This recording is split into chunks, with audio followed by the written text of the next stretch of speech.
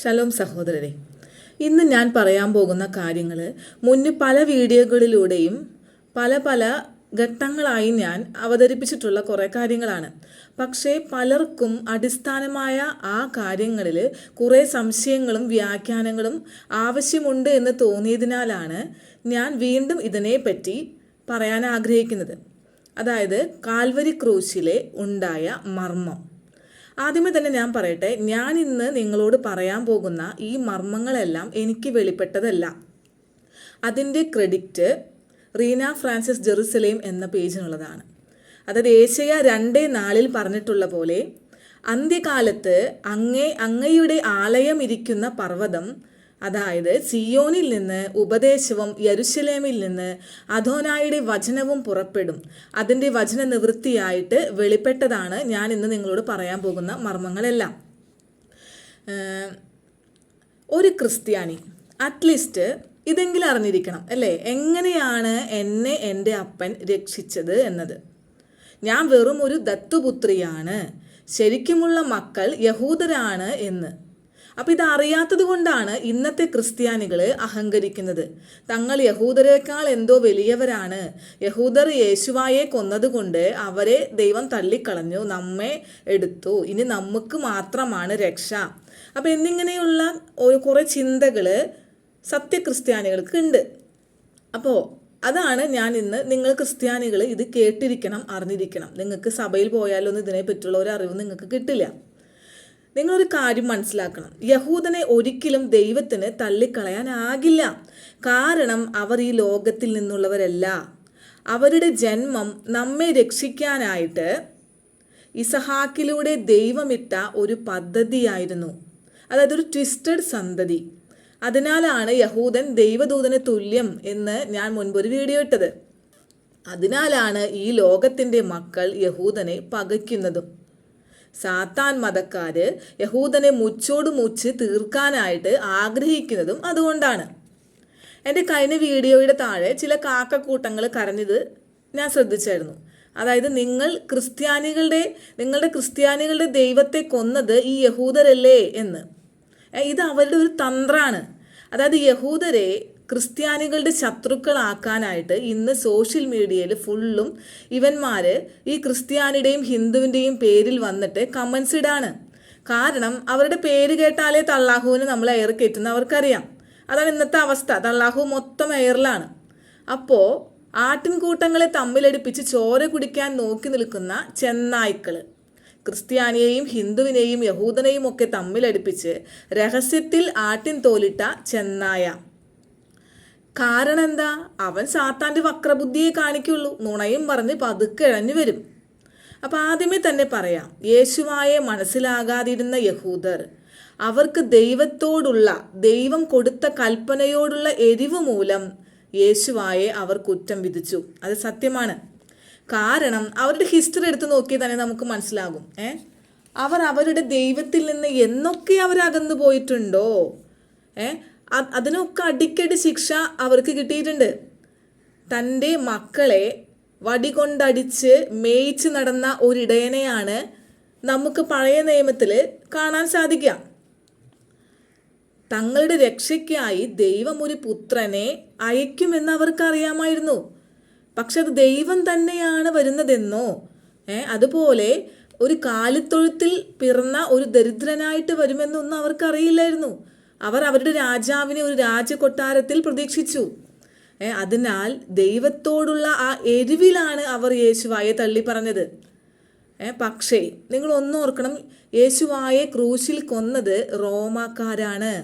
Roman അധിനിവേശത്തിലായിരുന്നു അന്ന് Israel. അപ്പോൾ യഹൂദരുടെ പ്രീണനം കിട്ടാൻ വേണ്ടി, അത് ബൈബിളിൽ വ്യക്തമായിട്ട് പറയുന്നുണ്ട്, പീലാത്തോസിന് അത് ചെയ്യേണ്ടി വന്നു. അതുകൊണ്ടാണ് പീലാത്തോസ് പറഞ്ഞത് ഈ രക്തത്തിൽ എനിക്ക് പങ്കില്ല എന്ന് പറഞ്ഞ് കൈ കഴുകിയത്. അപ്പം അത് ദൈവത്തിൻ്റെ പ്ലാൻ നടപ്പിലാക്കാൻ വേണ്ടിയായിരുന്നു. ദൈവം തന്നെ തൻ്റെ മക്കളുടെ കണ്ണ് കുരുടാക്കി വെച്ചിരിക്കുകയായിരുന്നു. അന്ന് ആ ക്രൂശ് മരണം സംഭവിച്ചില്ലായിരുന്നെങ്കിൽ ക്രിസ്ത്യാനികളെ നിങ്ങൾക്ക് രക്ഷ കിട്ടില്ലായിരുന്നു. നാം ഓരോരുത്തർക്കും രക്ഷ കിട്ടാൻ വേണ്ടിയിട്ടാണ് അന്ന് ദൈവം യഹൂദരുടെ കണ്ണുകൾ മറച്ചു വെച്ചത്. ഇനി ഞാൻ വിഷയത്തോട് വരാം. അതായത് ലോകത്തിൽ 2 തരം മനുഷ്യരാണുള്ളത്. ഒന്ന് സാത്താൻ രാജാവായിരിക്കുന്ന ഈ ലോകത്തിൻ്റെ ജനം. 2 ദൈവം രാജാവായിരിക്കുന്ന, ദൈവം പ്രത്യേകം രൂപപ്പെടുത്തി കൊണ്ടുവന്ന ഇസ്രായേൽ ജനം. ഈ ലോകം സാത്താൻ്റെ ആണല്ലേ, ഞാൻ എപ്പോഴും പറയാറുണ്ട്. അതുകൊണ്ടാണ് യേശുവ പറഞ്ഞത് ഈ ലോകം എൻ്റേതല്ല, എൻ്റെ ലോകം വേറെയാണ് എന്ന് പറഞ്ഞത്. നമുക്ക് ഉൽപ്പത്തി 1:1 വായിച്ചാൽ അറിയാൻ പറ്റും. ആദിയിൽ ദൈവം ആകാശവും ഭൂമിയും സൃഷ്ടിച്ചു. ഭൂമി പാഴായും ശൂന്യമായും ഇരുന്നു. ആഴത്തിന്മീതെ ഇരുളുണ്ടായിരുന്നു. ദൈവത്തിൻ്റെ ആത്മാവ് വെള്ളത്തിന്മീതെ പരിവർത്തിച്ചു കൊണ്ടിരുന്നു. അപ്പോൾ അതായത് ദൈവം ലോകത്തെ ഉണ്ടാക്കിയിട്ട് കോടാനുകോടി വർഷം ഭൂമി ശൂന്യമായി കിടന്നു. പിന്നീടാണ് ദൈവം സൃഷ്ടികൾ നടത്തിയത്. ലോകം സൃഷ്ടിക്കണം എന്ന് ചിന്തിക്കുമ്പോൾ തന്നെ ആബ കാണുകയാണ് സൃഷ്ടിച്ചു കഴിഞ്ഞാൽ ഈ ലോകത്തിന് എന്ത് സംഭവിക്കുമെന്ന്. അതായത് ഒരു ദൈവത്തിൻ്റെ വല്ലഭത്തിൽ വെച്ച് നിങ്ങളത് ചിന്തിക്കണം. മനുഷ്യരെ പോലെയല്ല. അതായത് ദൈവം ഇങ്ങനെ ഒരു ലോക സൃഷ്ടി നടത്താൻ പോകുന്നു എന്ന് ചിന്തിക്കുമ്പോൾ തന്നെ ദൈവത്തിന് കാണാൻ സാധിക്കുകയാണ് എന്ത്? ആദത്തിനെയും ഹവ്വയെയും സാത്താൻ തെറ്റു ചെയ്യിപ്പിക്കുന്നതും അവരെ ഏദൻ തോട്ടത്തിൽ നിന്ന് പുറത്താകുന്നതും പിന്നീട് കയീനെ കൊണ്ട് ആബേലിനെ കൊല്ലിപ്പിച്ച് പാപം ചെയ്യിപ്പിച്ച് സാത്താൻ റൂളറായി ഈ ലോകത്തിൻ്റെ അധികാരവും ആധിപത്യവും തട്ടിയെടുക്കുന്നതും അതുവഴി നീതിമാന്മാരായി ജീവിച്ചിരുന്ന നോഹ, അബ്രാഹാം തുടങ്ങിയവരൊക്കെ നരകത്തിൽ പോകുന്നതും അതൊക്കെ കാണുമ്പോൾ ദൈവം ഒരു പദ്ധതി ഇടുകയാണ് ചെയ്യുന്നത്. ഞാൻ തന്നെ പോയി, എൻ്റെ മകൻ എന്ന നിലയ്ക്ക് ഞാൻ തന്നെ പോയി ഇവരെ രക്ഷിക്കണം എന്ന്. അതുകൊണ്ടാണ് ദൈവത്തിൻ്റെ അറിവ് നമ്മളും ആ പദ്ധതി യേശുവ ആണെന്നും ഞാൻ കഴിഞ്ഞ വീഡിയോയിലൊക്കെ പറഞ്ഞത്. ഈ പദ്ധതി നടപ്പിലാക്കാനായിട്ട് ദൈവം വെയിറ്റ് ചെയ്ത് നിൽക്കായിരുന്നു ഒരു നല്ല മനുഷ്യനെ കിട്ടാൻ. അങ്ങനെയാണ് അബ്രാഹത്തിലൂടെ ഇസഹാക്ക് എന്ന ഒരു ട്വിസ്റ്റഡ് സന്തതിയെ കൊണ്ടുവന്ന് യാക്കോബിൻ്റെ മക്കളായ 12 പേരിലൂടെ ഇസ്രായേൽ ജനത്തെ സൃഷ്ടിച്ചത്. എന്നിട്ട് അതിൻ്റെ വംശപാരമ്പര്യത്തിൽ വന്ന് ദൈവപുത്രനായി ദൈവം യേശുവായി പിറന്നു. അല്ലാതെ പാപം പെരുകി കിടക്കുന്ന ഈ ലോകത്ത് ദൈവത്തിന് വന്ന് പിറന്ന് നമ്മെ രക്ഷിക്കാനാവില്ല. അതിന് ദൈവഹിതമായിട്ട് ഉണ്ടായതാണ് ഇസ്രായേൽ ജനത. ഇത് കുറച്ച് കട്ടിയുള്ള മർമ്മമാണ്. മനസ്സിലായില്ല എങ്കിൽ നിങ്ങളിതിൽ കമൻസിൽ ചോദിച്ചോളൂ. അപ്പോൾ അതുകൊണ്ടാണ് യോഹന്നാൻ 17:24 യേശുവ പറയുന്നത്, പിതാവേ, അങ്ങ് ലോകസ്ഥാപനത്തിന് മുൻപേ എന്നെ സ്നേഹിച്ച് എനിക്ക് മഹത്വം തന്നു എന്ന്. അതായത് ലോകം സ്ഥാപിക്കുന്നതിന് മുൻപേ ദൈവം നമ്മെ അറിവിൽ കണ്ടു. നമ്മെയാണ് ആദ്യം അറിവിൽ കണ്ടത്. അപ്പം നമുക്ക് വരാനുള്ളത് മനസ്സിലാക്കിയപ്പോൾ നമ്മെ രക്ഷിക്കാനായിട്ട് ദൈവം ഒരു പദ്ധതി ഇട്ടു. ആ പദ്ധതിയാണ് യേശുവ. പിന്നീട് ദൈവം ഒരു നല്ല മനുഷ്യന് വേണ്ടി വെയിറ്റ് ചെയ്ത് അബ്രാഹാം വന്നപ്പോൾ കുട്ടികളില്ലാതിരുന്ന അവന് ഒരു അത്ഭുത ശിശുവിനെ, ട്വിസ്റ്റഡ് സന്തതിയെ കൊടുത്ത് ഇസഹാക്ക്, പിന്നെ ഇസഹാക്കിൻ്റെ മകൻ യാക്കോബിലൂടെ ദൈവഹിതമായി 12 ഗോത്രത്തിലൂടെ ഇസ്രായേൽ ജനതയെ ഉരുത്തിരിഞ്ഞെടുത്തു. അപ്പം ഇതാണ് അറിവും പദ്ധതിയും ഹിതവും തമ്മിലുള്ള വ്യത്യാസം. അപ്പോൾ അന്ന് മുതൽ ജനം 2ആയി വിഭജിക്കപ്പെട്ടു. ഒന്നാമത്തെ സാത്താൻ്റെ ഈ ലോകത്തിലെ ജനം, രണ്ടാമത്തെ ദൈവം രൂപപ്പെടുത്തിയെടുത്ത ഈ 12 ഗോത്രത്തിലെ ജനം. അപ്പോൾ ദൈവത്തിന് കാൽവരി ക്രൂശിൽ 3 കാര്യങ്ങൾ ചെയ്യണമായിരുന്നു. ഒന്ന്, നീതിമാനായ ആബേലിൻ്റെ രക്തത്തിന് നീതി നടപ്പാക്കി കൊടുക്കണം. അതിനുവേണ്ടി സാത്താനോട് പ്രതികാരം ചെയ്യണം. കയീനോട് പ്രതികാരം ചെയ്യാനല്ല. കയീൻ ദൈവത്തിൻ്റെ പേരക്കിടാവാണ്. കയീനല്ല അവിടെ പാപം ചെയ്യിപ്പിച്ചത് ആരാണ്? സാത്താനാണ്. അപ്പോൾ അത് സാത്താനോടാണ് പ്രതികാരം ചെയ്യേണ്ടത്. ഈ സാത്താൻ ലോകത്തിലേക്ക് കൊണ്ടുവന്ന ഈ പാപം അവൻ്റെ തലയിൽ തന്നെ കെട്ടിവെച്ച് അവനോട് പ്രതികാരം ചെയ്യണം. അതാണ് ഒന്നാമത്തെ കാൽവരി ക്രൂശിലെ ഒരു കാര്യം. രണ്ടാമത്തെ കാര്യം എന്താണെന്ന് വെച്ചാൽ, നീതിമാന്മാരായ ഈ ലോകത്തിലെ ജനങ്ങൾ, ഇപ്പോൾ ഇസ്രായേൽക്ക് 12 ഗോത്രം ജനിക്കുന്നതിന് മുൻപേ നീതിമാന്മാരായ കുറേ പേരുണ്ടായിരുന്നു. ഈ നോഹ, അബ്രാഹാം ഒക്കെ അവരുൾപ്പെട്ടതാണ് അല്ലേ. അപ്പം അവരെ രക്ഷിക്കണം. അപ്പോൾ സാത്താനിൽ നിന്ന്, സാത്താൻ ഈ പാപം ലോകത്തിലേക്ക് കൊണ്ടുവന്ന് അവൻ പിടിച്ചെടുത്ത ഈ കടിഞ്ഞൂൽ സന്താനമായ കയീനിൽ നിന്ന് പിടിച്ചെടുത്ത അധികാരവും ആധിപത്യവും അത് വാങ്ങിച്ചെടുത്തിട്ട്, ആധിപത്യം വാങ്ങിച്ചെടുത്തിട്ട് ഇവരെ സ്വർഗത്തിലും കൊണ്ടുപോകണം. ക്ലിയർ ആയിട്ട് മനസ്സിലായില്ലെങ്കിൽ ഞാൻ പറയാം. അതായത് അധികാരവും ആധിപത്യവും തമ്മിൽ വ്യത്യാസമുണ്ട്. റൂളിങ്, അതാണ് ആധിപത്യം എന്ന് പറഞ്ഞാൽ. ഇപ്പോൾ ഒരു രാജാവിന് അധികാരമുണ്ട് ആ ഒരു രാജ്യത്തെ ഭരിക്കാനായിട്ട്. പക്ഷെ ഈ രാജാവ് പോലും നിയമത്തിന് കീഴിലാണ്. ആ നിയമമാണ് ആധിപത്യം, റൂളിങ്. ഇപ്പോൾ മനസ്സിലായിട്ടുണ്ടാവില്ലേ ഈ അധികാരവും ആധിപത്യവും തമ്മിലുള്ള വ്യത്യാസം. അപ്പോൾ ഇത് ഈ കടിഞ്ഞൂൽ സന്താനത്തിൽ വന്ന് നിൽക്കുകയാണ് കയ്യിൻ്റെല്. അപ്പം അത് തട്ടിയെടുത്തു സാത്താൻ, പാപം ചെയ്യിപ്പിച്ചിട്ട്. അപ്പോൾ പിന്നെ ഈ ലോകത്തിൻ്റെ അധികാരവും ആധിപത്യവും സാത്താനായി. അപ്പം ഇത് തിരിച്ച് ദൈവത്തിന് വാങ്ങിക്കണമെങ്കിൽ ദൈവമിട്ട ട്രിക്കാണ് ഒരു ട്വിസ്റ്റഡ് ജനതയെ സൃഷ്ടിച്ച് കൊണ്ടുവന്ന അവരുടെ വംശപാരമ്പര്യത്തിൽ കടിഞ്ഞൂൽ സന്താനമായി ജോസഫിൻ്റെ മകനായി യേശുവ, അതായത് ദൈവം തന്നെ മനുഷ്യനായി പിറന്ന് അവനിൽ നിന്ന് അത് ആ കടിഞ്ഞൂലവകാശം വാങ്ങിച്ചെടുത്ത ആ ഒരു മർമ്മത്തെക്കുറിച്ചാണ് ഞാനിന്ന് പറയണത്. അപ്പോൾ പിന്നെ നമ്മളുടെ രക്ഷ അല്ലേ, അതായത് താൻ കൊണ്ടുവന്ന ജനതയെ, അതായത് ആ യഹൂദര്, അവരെ കൊണ്ടുവന്നത് ദൈവമാണ്. പിന്നെ അവരെയും രക്ഷിക്കണം ദൈവത്തിന്. അപ്പോൾ ഈ 3 പേരെ രക്ഷിക്കണം. അതാണ് അന്ന് ക്രൂശിൽ നടന്നത്. 1, ആബേലിന്റെ രക്തത്തിന് പകരം കൊടുക്കണം. 2, താൻ കൊണ്ടുവന്ന യഹൂദ ജനത്തിനെ രക്ഷിക്കണം. 3, നമ്മളെപ്പോലെ നീതിമാന്മാരായ ഇസ്രായേൽ ജനതയല്ലാത്ത മറ്റുള്ളവരെയും രക്ഷിക്കണം. അപ്പോൾ ഈ 3 ഉദ്യമങ്ങളാണ് ക്രൂശിൽ അന്ന് ദൈവം നടത്തിയെടുത്തത്. ഒന്നാമത്തെ പറയാം. അതായത് ആദവും ഹവ്വയും ചെയ്തത് തെറ്റായിരുന്നു. അവർ കഴിക്കാൻ പാടില്ലാത്ത ആ ഒരു പഴം ഭക്ഷിച്ചു. അപ്പോൾ പാപം ചെയ്തില്ലായിരുന്നല്ലേ. പാപം എപ്പോഴാണ് ഭൂമിയിലേക്ക് കടന്നു വന്നത്? കയീനിലൂടെ. അതായത് നീതിമാനായ ആബേലിനെ കയീൻ കൊന്ന്. അപ്പം അങ്ങനെയാണ് പാപം കടന്നു വന്നത്. അപ്പം ആബേലിൻ്റെ രക്തം മണ്ണിൽ കിടന്ന് നീതിക്ക് വേണ്ടി ദൈവസന്നിധിയിൽ കരഞ്ഞുകൊണ്ടേയിരുന്നു. അതായത് ആ രക്തത്തിന് കണ്ണും മൂക്കും വെച്ച് അയ്യോ എന്നെന്തിനെ കൊന്നത് എന്നല്ല. അതായത് ആ വിളി, അവൻ മരിക്കാൻ നേരത്ത് എന്തിനെൻ്റെ സഹോദരൻ എന്നെ കൊന്നു, അവന് പോലും മനസ്സിലായില്ല. ആ ഒരു കരച്ചിലിൻ്റെ ആ ഒരു ഇത് ദൈവത്തിൻ്റെ കാതിൽ അടിച്ചുകൊണ്ടിരുന്നു. അതായത് ദൈവത്തിന് അതിന് മറുപടി കൊടുക്കണം. അത് മനസ്സിലായോ? അപ്പോൾ അതുകൊണ്ടാണ് കയീൻ ആബേലിനെ കൊന്ന സ്ഥലത്ത് തന്നെ യേശുവ ക്രൂശിലേറിയത്. അതായത് ആബേൽ കൊല ചെയ്യപ്പെട്ട സ്ഥലവും ഗാഗുൽത്ത മലയായിരുന്നു. യേശുവ ക്രൂശിൽ മരിച്ച സ്ഥലവും ഗാഗുൽത്ത മല ആയിരുന്നു. ഇനി ഇത് പറഞ്ഞപ്പോൾ ഒരാൾ ചോദിക്കാം, ഒരു മരണത്തിന് മറ്റൊരു മരണം പരിഹാരമാകുമോ? അതിനുള്ള ഉത്തരം ഈ രണ്ടാമത്തേതിലുണ്ട്. അതായത് അന്ന് അവിടെ സംഭവിച്ചത് സാത്താൻ്റെ തോൽവിയായിരുന്നു, അല്ലാതെ ശാരീരികമായുള്ള യേശുവായുടെ മരണമല്ല. ഈ സാത്താൻ ലോകത്തിലേക്ക് കൊണ്ടുവന്ന പാപത്തിനെ അവൻ്റെ തലയിൽ തന്നെ കെട്ടിവെച്ച് കൊടുക്കുകയാണ് ചെയ്തത്.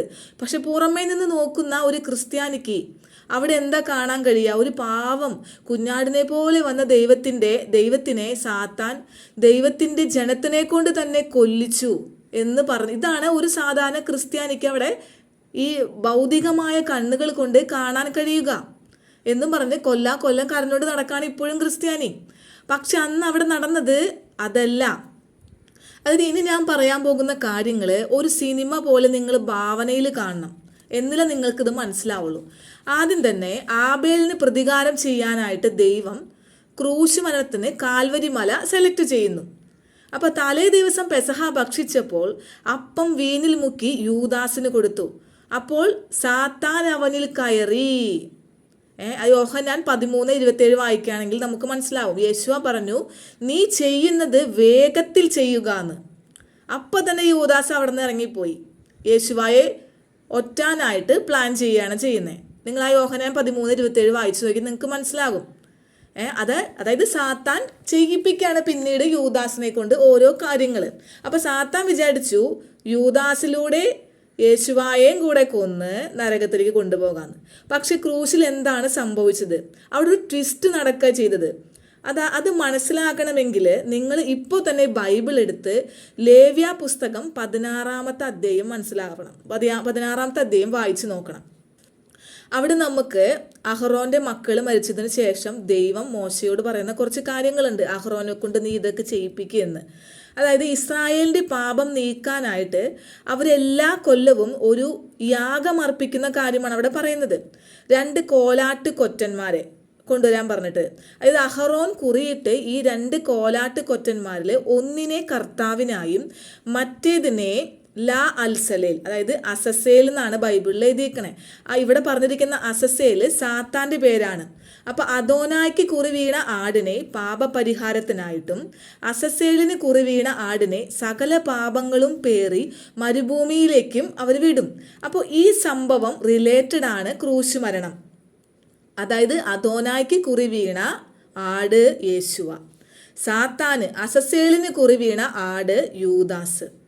അപ്പോൾ നമ്മൾ ലേവ്യരുടെ പുസ്തകം വായിക്കുകയാണെങ്കിൽ ആദ്യം തന്നെ ഒരു ചുവന്ന ചരട് 2ആയി മുറിച്ച് 2 ആടിൻ്റെയും കൊമ്പിൽ കെട്ടുന്നുണ്ട്. എന്നിട്ട് അദോനായ്ക്ക് കുറി വീണ ആടിൻ്റെ കൊമ്പിലെ ചുവന്ന ചരട് യാഗപീഠത്തോട് കെട്ടിവെക്കുന്നു. ഇത് നമുക്ക് റിലേറ്റഡ് ആയിട്ടുള്ള വചനമാണ്. നമ്മൾ ശബാത്തിന് ചൊല്ലുന്ന സങ്കീർത്തനം 118 ഉണ്ട്. അതിൽ 27ാമത്തെ വാക്യത്തിൽ അവിടെ നമ്മൾ വായിക്കും, യാഗപീഠത്തിൻ്റെ കൊമ്പുകളോളം യാഗപശുവിനെ കയറുകൊണ്ട് കെട്ടുവിൻ, അങ്ങ് എൻ്റെ ദൈവമാകുന്നു, ഞാൻ അങ്ങേക്ക് സ്തോത്രം ചെയ്യും. അത് ഇതുമായി റിലേറ്റഡ് ആയിട്ടാണ്. അപ്പോൾ ഇനി മറ്റേ ആട്, അതിൻ്റെ തലയിൽ ഇസ്രായേൽ മക്കളുടെ സകല പാപങ്ങളും കെട്ടിവെച്ച് അഹറോൻ പ്രാർത്ഥിച്ച് വിജനമായ മരുഭൂമിയിലേക്ക് വിടുകയാണ് ചെയ്തത്. പിന്നീട് ഈ ആടിനെ മലയിൽ നിന്ന് താഴേക്ക് തള്ളിയിടുമ്പോൾ അതിൻ്റെ വയറ് പാറമേൽ വീണ് പൊട്ടി പിളർന്ന് ആ ആട് ചത്തുപോകും. അങ്ങനെ ഇസ്രായേൽ മക്കളുടെ പാപവും തീരുന്നു. അപ്പോൾ ഇതാണ് അവിടെ ലേവ്യരുടെ പുസ്തകത്തിൽ വായിക്കാൻ പറ്റുന്നത്. അപ്പോൾ ഈ ആട് ചത്ത് പൊട്ടി തകർന്നു പോകുന്ന ആ നിമിഷത്തിൽ തന്നെ ഒരു അത്ഭുതം സംഭവിക്കും. യാഗപീഠത്തിൽ കെട്ടിവെച്ച അദോനായുടെ കുറി വീണ ആടിൻ്റെ കൊമ്പിന്മേലുള്ള ആ ചുവന്ന ചരട്, ചുവന്ന റിബൺ വെള്ളയായിട്ട് മാറുന്നു. പിന്നീട് ഈ വെള്ളയായിട്ട് മാറിയ റിബണുള്ള ആടിനെ ബലി കഴിച്ച്, പാപമില്ലാത്ത ആ ആടിനെ ബലി കഴിച്ച് അതിൻ്റെ രക്തം കൃപാസനത്തിൽ ഒഴിക്കുന്നു. ഇതാണ് ലേവ്യരുടെ പുസ്തകം 16-ാം അധ്യായത്തിൽ നമുക്ക് കാണാൻ സാധിക്കുക. എപ്പോഴും വചനങ്ങൾ നിഴലും പൊരുളുമായിട്ട് ബൈബിളിൽ മറഞ്ഞു കിടക്കും. ഞാൻ നിങ്ങളോട് പറയാറുണ്ടല്ലോ, ഒരു മാല കിട്ടുന്നത് പോലെ പൂവുകൾ അവിടെ നിന്ന് ഇവിടെ നിന്നും പെറുക്കിയെടുത്താലേ നമ്മൾക്കത് കറക്റ്റ് മനസ്സിലാക്കാൻ സാധിക്കുള്ളൂ. അത് ആ നിധികൾ ഓരോന്നോരോന്ന് തോണ്ടിയെടുക്കണമെങ്കിൽ പരിശുദ്ധാത്മാവിൻ്റെ സഹായം തന്നെ വേണം നമുക്ക്. ഇനി നമ്മൾക്ക് ക്രൂശിലോട്ട് വരാം. അതായത് ഒരു നിമിഷത്തേക്ക് സകല പാപങ്ങളും പേറി യാഗപീഠത്തിന്മേൽ കെട്ടിവെച്ച ആടിനെ പോലെ നമ്മുടെ യേശുവ ആ നിമിഷം പാപം പേറി കിടന്നത് കൊണ്ട്, അതുകൊണ്ടാണ് പാപമില്ലാത്തവൻ പാപമായി തീർന്നു എന്ന് ബൈബിളിൽ പറയുന്നത്. അപ്പോൾ യേശുവാക്ക് ആ നിമിഷം തൻ്റെ പിതാവിനെ കാണാൻ പറ്റില്ല. ആ വിഷമത്തിലാണ് യേശുവ കരഞ്ഞത്, പിതാവേ അങ്ങനെ കൈവിട്ടോ എന്ന് ചോദിച്ചത്. പാപം പേറി കിടക്കുന്ന ആ അവസ്ഥയിൽ ദൈവത്തിനെ കാണാനായിട്ട് യേശുവ എന്ന മനുഷ്യന് കാണാൻ സാധിക്കില്ല. ആ വിഷമത്തിലാണ് യേശുവ കരഞ്ഞത്. അപ്പോഴാണ് ഭൂമി മുഴുവൻ അന്ധകാരം നിറഞ്ഞത്. ഈ നിമിഷത്തെ ഓർത്തിട്ടാണ് തലേ ദിവസം ഗത്സമൻ തോട്ടത്തിലും യേശുവ രക്തം വിയർത്ത് കഴിയുമെങ്കിൽ ഈ പാനപാത്രം എന്നിൽ നിന്ന് നീക്കണേന്ന് പ്രാർത്ഥിക്കാൻ പോലും കാരണം. അല്ലാതെ പിറ്റേ ദിവസം ശാരീരികമായി ഞാൻ ഏൽക്കാൻ പോകുന്ന പീഡകൾ ഓർത്തിട്ടല്ല അന്ന് ഗത്സമൻ തോട്ടത്തിൽ യേശുവ രക്തം വിയർത്തത്. ഈ നിമിഷത്തെ ഓർത്തിട്ടാണ്. അപ്പോൾ ആ ക്രൂശിൽ കിടക്കുന്ന ആ സമയത്ത് യൂദാസിന് എന്ത് സംഭവിച്ചു? യൂദാസ് പശ്ചാത്തപിച്ചു, പക്ഷേ അവൻ മരണമാണ് തിരഞ്ഞെടുത്തത്. യൂദാസിനെ കുറിച്ച് ബൈബിളിൽ പറയുന്നത് ആ നാശയോഗ്യൻ ജനിക്കാതിരുന്നെങ്കിൽ എന്നാണ്. നാശയോഗ്യൻ എന്ന് പറഞ്ഞാൽ സാത്താനാണ്. 2 തെസ്സലോനിക്കർ 2 നമ്മൾ വായിച്ചു നോക്കിയാൽ ആദ്യം നാശയോഗ്യൻ വെളിപ്പെടണം എന്ന് അവിടെ എഴുതിയിട്ടുണ്ട്. അപ്പോൾ സാത്താനെയാണ് നാശയോഗ്യൻ എന്ന് ബൈബിളിൽ പറയുന്നത്. അപ്പം എന്നിട്ട് ഈ യൂദാസ് എന്താ ചെയ്യുക? മലമുകളിൽ പോയി കെട്ടിത്തൂങ്ങി മരിച്ചു. എന്നിട്ട് ആ കെട്ടിത്തൂങ്ങിയ കയറ് പൊട്ടി താഴെ വീണ് പാറമേൽ വയറ് പിളർന്ന് ചിതറിച്ചെത്തു.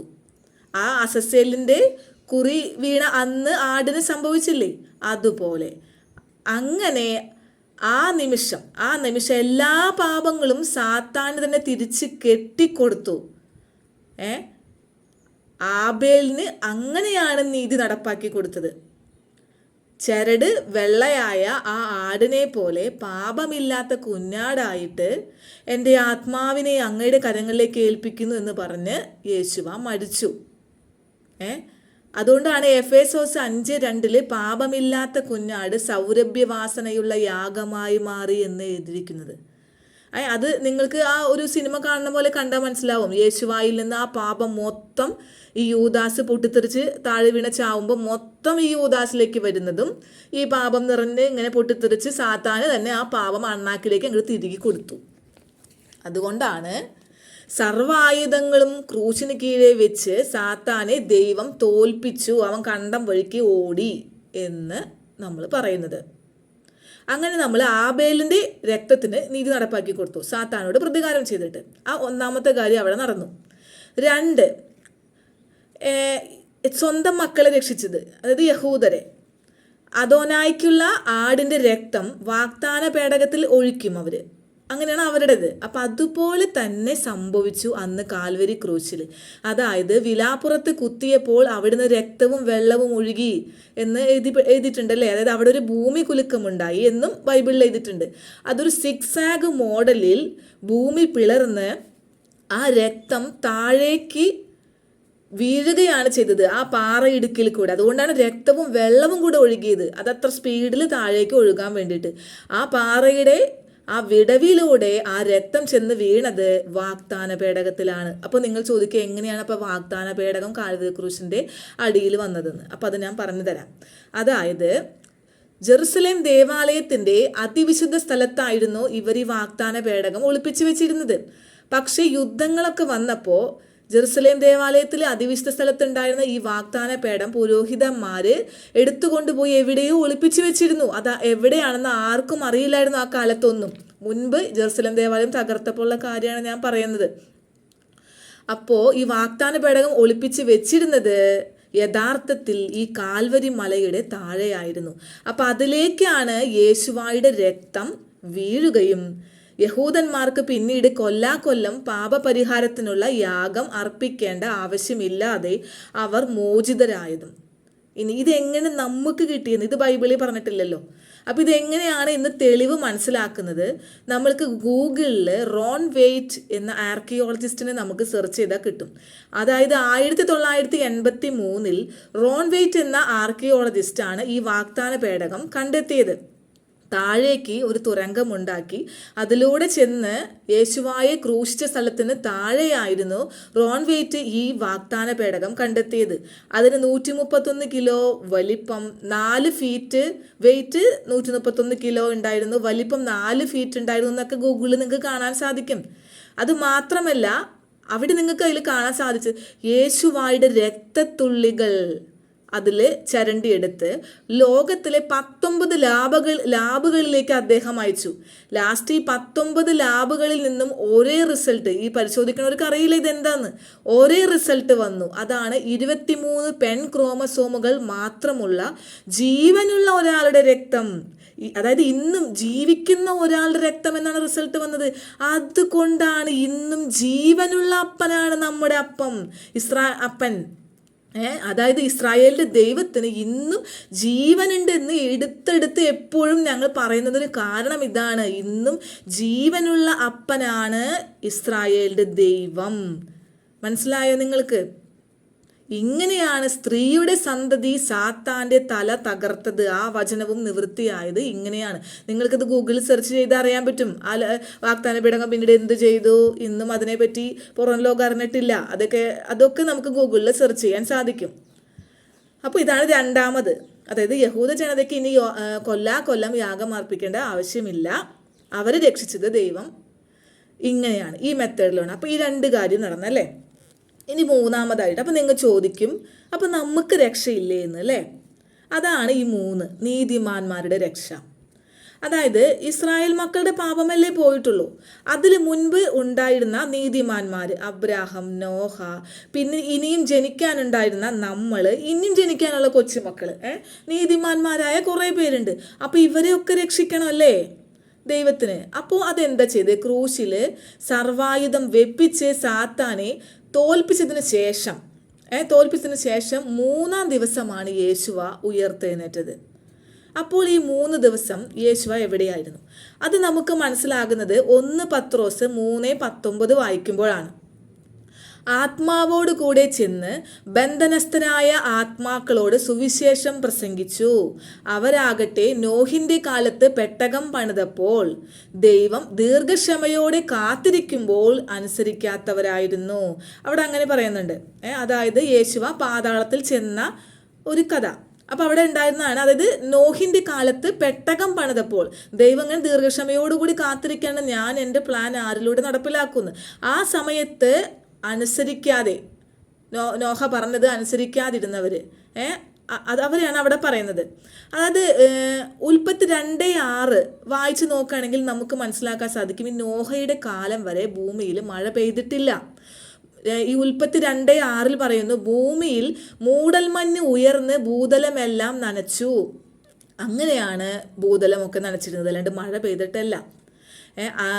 അതുകൊണ്ടാണ് മഴ വരുന്നു, പെയ്യാൻ പോകുന്നു, പ്രളയം വരും എന്നൊക്കെ പറഞ്ഞപ്പോൾ ജനങ്ങൾ വിശ്വസിക്കാതിരുന്നത്. അന്ന് വരെ മഴ പെയ്തിട്ടില്ല, അവർ മഴയെ കണ്ടിട്ടുമില്ല, പിന്നെ എങ്ങനെ അവർ വിശ്വസിക്കാം? അത് തന്നെയാണ് ഇന്ന് സംഭവിക്കുന്നത്. ലോകം അവസാനിക്കാൻ പോകുന്നു, പശ്ചാത്തപിക്ക്, ഇതാണ് സത്യമെന്ന് വിളിച്ചു പറയുമ്പോഴും ആരും അത് വിശ്വസിക്കുന്നില്ല. ഇനി എങ്ങനെയാണ് അന്ന് പ്രളയം ഉണ്ടായതെന്ന് വെച്ചാൽ, ഉൽപ്പത്തി 1:7 ദൈവം ഒരു വിധാനമുണ്ടാക്കി ജലത്തെ 2ആയി തിരിച്ചു, ആ വിധാനമാണ് ആകാശം. അങ്ങനെയാണ്, അതായത് ആകാശം, അതായത് ഒരു വിധാനം ഉണ്ടാക്കിയിട്ട് മുകളിലും ജലമുണ്ടായിരുന്നു, താഴെയും ജലമുണ്ടായിരുന്നു. അങ്ങനെ ഈ ആകാശത്തിന് മുകളിലുള്ള ജലം ആണ് നോഹയുടെ കാലത്ത് താഴേക്ക് വീണ് ജലപ്രളയമായിട്ട് അന്ന് രൂപപ്പെട്ടത്. അതുകൊണ്ടാണ് ദൈവം പറഞ്ഞത്, ഇനി ഒരിക്കലും ഞാൻ ജലപ്രളയം കൊണ്ട് ഭൂമിയെ നശിപ്പിക്കില്ല എന്ന്. ഇതുമായി ബന്ധമില്ലാത്തതാണ്. അപ്പോൾ ഞാൻ പറഞ്ഞു വന്നത്, ഇതിൻ്റെ അർത്ഥം എന്താണ്? യേശുവ പാതാളത്തിൽ ചെന്ന് സാത്താനിൽ നിന്ന് ആധിപത്യത്തിൻ്റെ താക്കോല് നിയമപ്രകാരം വാങ്ങിച്ചെടുത്തു. എന്നിട്ട് ഉയർത്തെഴുന്നേറ്റ് സ്വർഗാരോഹണം ചെയ്തു. അപ്പം അതുകൊണ്ട് ഇനി മുതൽ റൂളർ ദൈവമാണ്. അതായത് നിയമം ദൈവത്തിൻ്റെ കയ്യിൽ കിട്ടി. അപ്പോൾ എന്താണ്? ദൈവത്തിന് നിശ്ചയിക്കാം നന്മ ചെയ്തവരെ സ്വർഗത്തിൽ വിടാനും തിന്മ ചെയ്തവരെ നരകത്തിൽ പോകാനും. അപ്പോൾ ഇത് തീരുമാനിക്കുന്നത് ദൈവമാണ്. അപ്പോൾ അതുകൊണ്ട് നീതിമാന്മാരായി ജീവിച്ച ഇസ്രായേലിന് മുൻപുള്ള എല്ലാ മനുഷ്യരും ഇപ്പോഴുള്ളവരും എല്ലാവരെയും ദൈവം നിശ്ചയിക്കുന്ന പോലെയാണ് സ്വർഗത്തിലും നരകത്തിൽ പോകുക. ആ റൂളിങ് ദൈവം പിടിച്ചെടുത്തു. അപ്പോൾ നമ്മളെയും, അതായത് ദൈവം സ്വർഗത്തിൽ കൊണ്ടുപോകുന്നത് ഈ റൂളിങ് പിടിച്ചെടുത്തത് കൊണ്ടാണ്. അങ്ങനെയാണ് യേശുവായിലൂടെ നമുക്ക് രക്ഷ കിട്ടിയത്. പൊന്ന് ക്രിസ്ത്യാനികളെ, അല്ലാതെ നിങ്ങൾക്ക് എങ്ങനെ രക്ഷ കിട്ടിയെന്ന് നിങ്ങളുടെ പുരോഹിതൻ നിങ്ങളെ പഠിപ്പിച്ചു തന്നേക്കുന്നേ. മനസ്സിലായി? ഇതാണ് അതിലുള്ള മർമ്മം. ഈ 12 വാതിലുള്ള 12 ഗോത്രത്തിൻ്റെ പേരുള്ള ഈ സ്വർഗത്തിലേക്ക് വെളിപാട് വായിച്ചാൽ നിങ്ങൾക്ക് അറിയാലേ, നിങ്ങൾ ഏതിക്കൂടെ കിടക്കും? നിങ്ങൾ ഈ 12 ഗോത്രത്തിൽ പെട്ടതാണോ? അപ്പം അത് ചിന്തിക്ക്. അപ്പം നമുക്ക് കിടക്കാൻ പറ്റുന്നത് യേശുവായിലൂടെയാണ്. എങ്ങനെ? നമ്മൾ യേശുവായുടെ മക്കൾ, അതായത് അപ്പൻ്റെ മക്കൾ അല്ലേ, നമ്മൾ ദൈവത്തിൻ്റെ മക്കൾ. അപ്പോൾ ആ കടിഞ്ഞൂല് അവകാശം, ആ ആധിപത്യത്തിൻ്റെ കടിഞ്ഞൂല് അവകാശം തിരിച്ച് ദൈവത്തിലേക്ക് കിട്ടിയപ്പോൾ ദൈവത്തിൻ്റെ മക്കളായ നമ്മൾക്കും സ്വർഗത്തിൽ കയറാൻ പറ്റും. യേശുവായിലൂടെ നമ്മൾക്കും രക്ഷ കിട്ടി. കായേൻ കടിഞ്ഞൂലായിരുന്നപ്പോൾ ഈ അധികാരം പാപം തട്ടിയെടുത്തല്ലേ? അത് ഞാൻ മുൻപ് പറഞ്ഞത് നിങ്ങൾക്ക് ക്ലിയർ ആയിരിക്കുമെന്ന് ഞാൻ വിശ്വസിക്കുന്നു. അതായത് ആ കടിഞ്ഞൂലവകാശം യേശുവായിൽ തിരിച്ചു വന്നപ്പോഴാണ് ഈ ആധിപത്യം ദൈവത്തിന് തിരിച്ചു വാങ്ങാൻ സാധിച്ചതും ദൈവത്തിൻ്റെ മക്കളായ നമുക്ക് രക്ഷ കിട്ടിയതും. പക്ഷേ ഇപ്പോഴും ഈ ലോകത്തിൻ്റെ അധികാരി, അതായത് രാജാവ് ആരാണ്? സാത്താൻ തന്നെയാണ്. അതുകൊണ്ടാണ് യേശുവ പറഞ്ഞ ഈ ലോകം എനിക്കുള്ളതല്ല, ഈ ലോകത്തിൻ്റെ അധികാരി അതാ വരുന്നു എന്നൊക്കെ പറയുന്നില്ല. അതായത് ഈ ലോകത്തിൻ്റെ അധികാരി സാത്താൻ തന്നെയാണ്. ഈ അധികാരം പിടിച്ചെടുത്തിട്ടില്ല. അതിനാണ് യേശുവ അവസാനം വരുന്നത്. എന്നാൽ ഈ സാത്താന് ഇതിൽ പെടാത്ത, സാത്താൻ്റെ അധികാരത്തിൽ പെടാത്ത ഒരു കൂട്ടം ജനതയാണ് യഥാർത്ഥമായ യഹൂദര്. യഥാർത്ഥമായ യഹൂദർ എന്ന് ഞാൻ പറയാൻ കാരണം, ഞാൻ പറഞ്ഞിട്ടുണ്ട് ഇസ്രായേലിൽ ഇപ്പോൾ യഹൂദരിൽ പെട്ടത് യഥാർത്ഥ യഹൂദരും ഉണ്ട്. അന്ന് 1948 ഇവർ രാഷ്ട്രം രൂപീകരിച്ചപ്പോൾ എല്ലായിടത്തുനിന്നും കയറി വന്ന ജാതികൾ യഹൂദരായിട്ട് വന്നവരുമുണ്ട്. അതുകൊണ്ടാണ് യഥാർത്ഥ യഹൂദരെന്ന് ഞാൻ എടുത്തു പറയുന്നത്. അപ്പോൾ ദൈവത്തിൻ്റെ അധികാരത്തിലാണ് ഈ യഹൂദ ജനത. അപ്പോൾ സാത്താൻ്റെ അധികാരത്തിലുള്ളതല്ല. അതുകൊണ്ടാണ് ഇന്ന് ഈ ലോകത്ത് 2 തരം ജനങ്ങളുണ്ട് എന്ന് ഞാൻ പറയുന്നത്. സാത്താൻ യുദ്ധം ചെയ്യുന്നതും യഹൂദരോട് ഇതുപോലെ യുദ്ധം ചെയ്ത് അവനെ നശിപ്പിക്കാൻ ആഗ്രഹിക്കുന്നതും ഇതുകൊണ്ടാണ്. യഹൂദര് തമ്മിൽ നിന്ന് വേർപെട്ട് നിൽക്കുന്ന, നമ്മളിൽ നിന്ന് വേർപെട്ട് നിൽക്കുന്ന ഒരു എന്താ പറയുക, ഒരു വേറിട്ട ജനതയാണ് എന്ന് ഞാൻ പറയാൻ കാരണവും ലോകം മൊത്തം യഹൂദരെ കണ്ട് പകയ്ക്കുന്നതും എല്ലാം ഇതുകൊണ്ടാണ്.